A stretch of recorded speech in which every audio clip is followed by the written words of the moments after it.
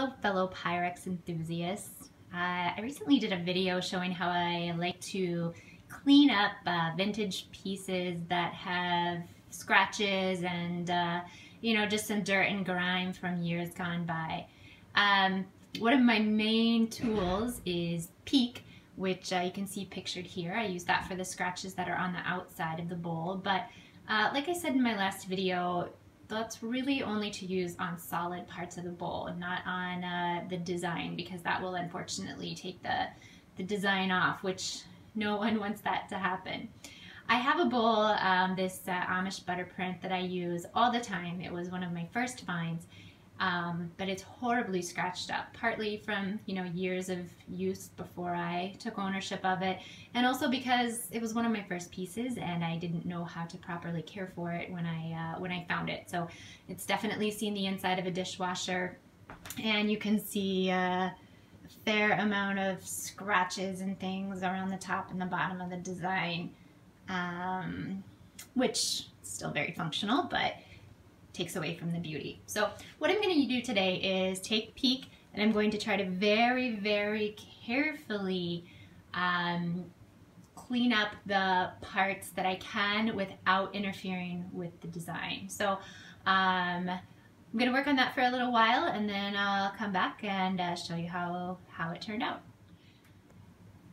So in case you haven't seen the other video where I cleaned up a yellow 444 with Pyrex, I just wanted to show you an example of how I'm going to get started. So I took just a little dab of the Pyrex, think in kind of toothpaste size, and I'm just going to start rubbing that very gently on the non-patterned portion of my bowl.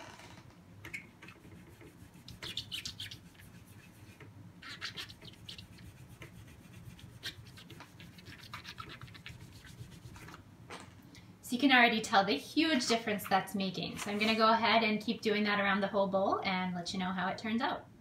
Well, I'm making some great progress here. I'm not quite ready to show you the final result, but I did want to show you there are a few scratches that are on the actual design, like at the bottom of this corn stalk here. And what I'm doing with these is, I don't want to rub the design off, but I do want to just gently take a Q-tip and just gently kind of go over it, and if you can see that, that's taking the black mark off, but it's not harming the design. So it's just kind of a delicate balance of making sure that you get a little bit of that product Pyrex on there, but don't rub so hard that you're taking the design off, and those are cleaned up a little bit better. So all right, I'm going to rinse it up and dry it and show you what we've got. All right, I'm all done working on this bowl, and I have to say I am just beyond thrilled with how it turned out. So I spent maybe 10 minutes, maybe less than 15 for sure, scrubbing on this gently, and as you can see, it looks remarkably better. So we've got really no evidence of those black marks at all. I was able to kind of go down in between the patterns where I needed to, and like I showed you with that Q-tip, gently take off some that was on the pattern as well. The only thing I couldn't save was we've got a few actual scratches in the glass.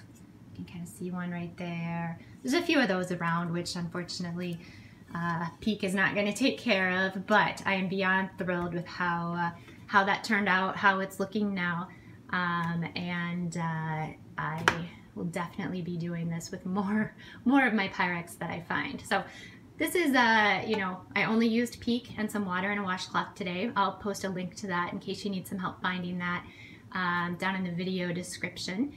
But thanks for watching, and if you have other ideas on how to clean up your vintage Pyrex, please comment, let us know, and thanks for watching.